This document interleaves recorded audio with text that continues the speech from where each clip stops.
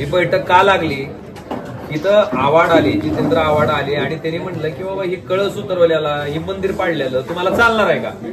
तर मग त्यावेळेस तातडीनं तिथले तुळजापूरचे जे स्थानिक आमदार आहेत राणा पाटील यांनी तातडीनं सांगितलं की हे षडयंत्र आहे. पहिल्यांदा सांगितलं ही षडयंत्र आहे आणि या षडयंत्राचा खुलासा करण्यासाठी आशिष शेलारजींनी त्या ठिकाणी बैठक घ्यावी आणि ह्याचा खुलासा करावा, अशा पद्धतीची मागणी आणि त्या मागणी करणारं पत्र आमदारांनी राणा पाटलांनी त्या ठिकाणी आशिष शेलारांना दिलं. आता ती पत्र दिल्याच्या नंतर माझ्या निदर्शनास असं आलं की स्वतः राणे पाटलांनीच काय म्हणलेत, तुळजाभवानीच्या मंदिराच्या जीर्णोद्धाराचं काम जे आहे ते आपण आता हाती घेतलेलं आहे.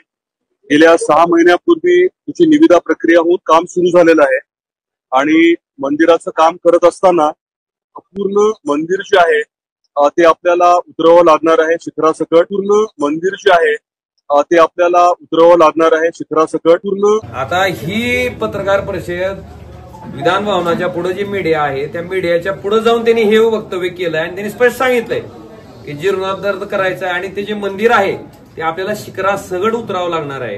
आता ही स्टेटमेंट केलंय कुणी? त्यांनी स्वतःच केले आणि त्याच स्टेटमेंटचा आधार घेऊन जितेंद्र आव्हाडांनी ते आंदोलन केलं. तर हे म्हणते षडयंत्र आहे आणि ती षडयंत्र आहे म्हणून त्याचा खुलासा करायला कुणाची वेळ घ्यायची? सांस्कृतिक कार्यमंत्र्याची. त्यासाठी बैठक. मग नेमकं बुद्धीची दिवाळखोरी कुणाची झाली, कुणाचं डोकं भांजाळल्यासारखं झालंय ही विचारणं. म्हणून मी ही जी आहे ही मुद्दा मी सन्माननीय आशिष शेलारजींना पाठवला आहे. ही तुमच्याच आमदारांनी केलेलं स्टेटमेंट आहे आणि हे जर षडयंत्र असेल मग ही षडयंत्रकारी कोण आहे ती शोधा. नाही, सगळ्यात पहिल्यांदा पत्र निघाल्याच्या नंतर त्याच्यात माझा आणि पालकमंत्री महोदयाचा उल्लेख नव्हता.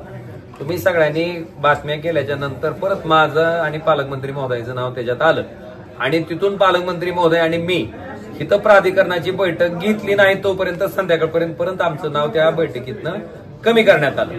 पण माझा मुद्दा हा आहे की आम्ही खासदार असो किंवा सरनाईक साहेब पालकमंत्री आहेत, आमदार आहेत, मला वाटतं ही संविधानिक पद आहेत आणि ही संविधानिक पद असताना त्या पदाचा अशा पद्धतीनं अवमान करायचा अधिकार कुणालाही दिलेला नाही. ती अवमान होऊ नये इतकीच आमची अपेक्षा आहे आणि अशा पद्धतीनं जर 3-3 पत्र एका ऑफिसचे निघत असतील तर त्याच्याही बद्दल खंत मी आशिष शेलारजींना बोलून दाखवली आणि मुळात जी बैठकच ज्या गोष्टीसाठी आहे त्याचं मुळच ही आहे. मग अजून काय शोधणार आहेत? आणि मी आशिष शेलारजींना विनंती केली की तुळजापूर प्राधिकरणाच्या माध्यमातून जो काही शहराचा त्या मंदिराचा विकास त्या ठिकाणी आपण करणार आहात तो विकास करत असताना तिथल्या स्थानिक नागरिकांना, तिथल्या स्थानिक पुजाऱ्यांना, तिथल्या स्थानिक व्यावसायिकांना ज्याचं अर्थकारण त्या मंदिरावर अवलंबून आहे या सगळ्यांना विश्वासात घेऊन त्यांना सोबत घेऊन त्या ठिकाणी हा विकास करावा अशी विनंती मी आशिष शेलारजींना केली आहे. आणि त्याच्यासाठी एक जनसुनावणी तुम्ही मंत्री म्हणून